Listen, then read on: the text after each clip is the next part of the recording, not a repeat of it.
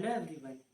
तो मैंने आपको पिछले 3 वीडियोस में नीट के रिगार्डिंग जो भी आपको बुक चाहिए वो मैंने बताई है।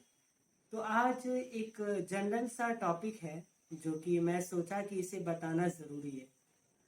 आप लोग सब नीट की प्रिपरेशन कर रहे हैं, सबकी वे ऑफ प्रिपेयरिंग अलग होगी, बट एग्ज़ाम सबके लिए एक ही जैसा होगा। सबको वही सेम क्वेश्चन मिलेंगे, वही सेम पेपर मिलेगा। बहुत से लोग बहुत मोड और बहुत तरीकों से, बहुत वे से प्रिपेयर कर रहे हैं। कोई अपने घर से कर रहा है, कोई सेल्फ स्टडी से कर रहा है, कोई कोचिंग से कर रहा है, कोई घर के बाहर रह रहा है। मतलब बहुत ज़्यादा तरीके हैं आप को इस एग्ज़ाम को प्रिपेयर करने के। But and of the day सबको 3 घंटे 20 मिनट ही मिलेंगे, सबको 200 क्वेश्चन मिलेंगे और सेम वही क्वेश्चन मिलेंगे। और ऐसा नहीं है कि जो बच्चा कोचिंग में है वही अच्छा कर रहा है। जो बच्चा एक रेप्यूटेड इंस्टीट्यूट से पढ़ रहा है, कोचिंग इंस्टीट्यूट में जाकर पढ़ रहा है, वही अच्छे स्कोर कर रहे हैं। अगर आप कहीं भी पता करें तो घर से भी बच्चे पढ़कर, सेल्फ स्टडी कर कर एक अच्छी गाइडलाइन से बहुत अच्छा स्कोर कर रहे हैं। बस शर्त ये है कि आप जहाँ से भी पढ़ रहे हैं पूरा भरोसा रख के पढ़िए, पूरा ऊपर वाले पर भरोसा रखिए कि मैं जो भी पढ़ रहा हूँ सही पढ़ रहा हूँ। अपनी मेहनत को कभी कम मत होने जाइए, कभी अपनी मेहनत को इस वजह से कम मत कीजिए कि मैं सही जगह नहीं हूँ। आप बस अपने ऊपर भरोसा रखिए कि मैं जो पढ़ रहा हूँ सही पढ़ रहा हूँ।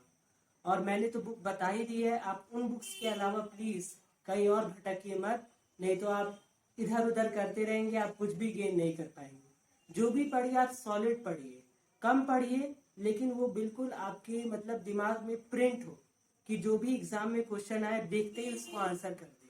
बिकॉज नीट के क्वेश्चन जो होते हैं बहुत टफ नहीं होते हैं, नीट के क्वेश्चन एवरेज ही होते हैं। बस मैटर करता है आपकी टाइम और एक्यूरेसी कि आप उस टाइम इंटरवल में कितनी सही से आप उस क्वेश्चन को आंसर करते हैं। और बात रही कि जैसे मैं आपको एक छोटी सी स्टोरी बताऊंगा। जैसे मैं भी जब नीट की प्रिपरेशन कर रहा था तो मेरा 11th बहुत अच्छा नहीं गया था। मैंने 12th के साथ ही पूरा 11th को भी, जैसे हर दिन मैंने 2 घंटे 11th को भी दिया। Because end of the day NEET के एग्जाम में 11 12 दोनों आता है। तो आप जब 12th में चले जाए तो ऐसा मत सोचिए कि मैं 11th को बिल्कुल लास्ट में करूंगा। आप 12th के साथ ही 11th को भी तैयार करते रहिए। जैसे मैं हर 2 घंटे 11th को भी देता था ताकि मेरा 11th पीछे न जाए। और मुझे ये खुद मालूम था कि मेरा 11th काफ़ी वीक है, मुझे 11th में बेसिक्स नहीं क्लियर थे, बिल्कुल नहीं। तो मैंने 11th को भी 12th के साथ रखा। जो मेन रीज़न था कि मेरा 11th कमज़ोर था, मैं 12th भी उसी कोचिंग से पढ़ा, मैं 11th भी सेम उसी कोचिंग से पढ़ा, और वो भी घर से ही, वो भी ऑनलाइन ही पढ़ा। बट रीज़न क्या था कि मैं 11th में मेरा एक माइंडसेट था कि ऑनलाइन पढ़ने से हम क्वालिफाई नहीं कर सकते, हम घर पर रहकर वो वो चीज़ हासिल नहीं कर सकते, हम घर पर रहकर नीट क्वालिफाई नहीं कर सकते। इसी माइंडसेट की वजह से, ये जो मेरा दिमाग बना था उसी वजह से मैं जिस लेवल की मुझे मेहनत करनी चाहिए थी, जिस तरीके से मन लगाकर मुझे पढ़ना चाहिए था, वो मैं पढ़ाई नहीं कर रहा। और जब मैं 12th में समझ गया कि सेकेंड वेव आ गई है, मैं कहीं नहीं जा सकता, मुझे घर से ही पढ़ाई करनी है, तो मैंने अब उसी में अपनी पूरी मेहनत करने लगा। मैं उसी में, तो मुझे 12th इजी लगा। और फिर साथ ही साथ मैंने 12th भी पढ़ा और 11th को भी क्लियर किया। मैंने 11th के पूरे नोट्स 12th के साथ फिर से बनाए।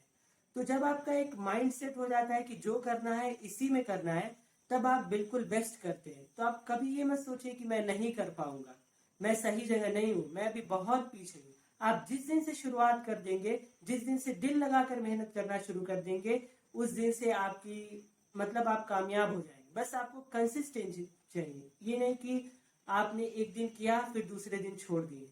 जिस जोश से आपने पहले दिन शुरू किया है वही जोश अगर आपका हर दिन रहा तो आप कहीं भी हैं। बिकॉज अगर आप पढ़ना चाहें तो इतने सारे लेक्चर्स हैं यूट्यूब पे और हर चीज़ें आपको एक्सप्लेन हो जाएगी।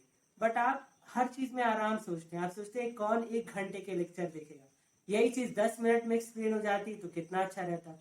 हो जाएगी लेकिन वो लेवल तक नहीं होगी, वो चीज़ आपके दिमाग में नहीं घुसेगी। मैंने यूट्यूब के वही लेक्चर कभी कभार 2 2 बार देखे ताकि चीज़ें अच्छी तरह समझ में आए।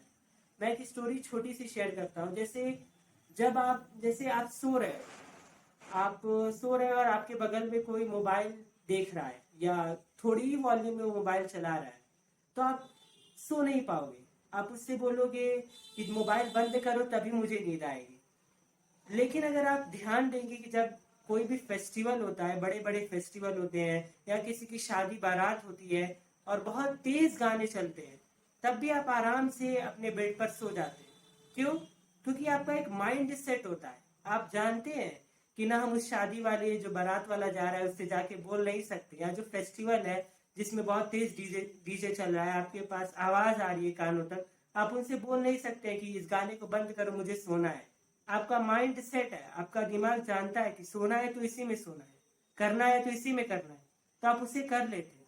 तो एक माइंड सेट कीजिए कि करना है तो करना है, इसी में करना है, जो मुझे रिसोर्सेज मिले हैं वो बेस्ट है, बस मुझे हार्ड वर्क करना है। कभी कमतर मत समझिए, किसी इंस्टीट्यूट को कम मत समझिए, अपनी पढ़ाई को कम मत समझिए, बस मेहनत करते रहिए और ऊपर वाले पर भरोसा रखिए, जरूर आपको कामयाबी मिलेगी। Best wishes. Thank you.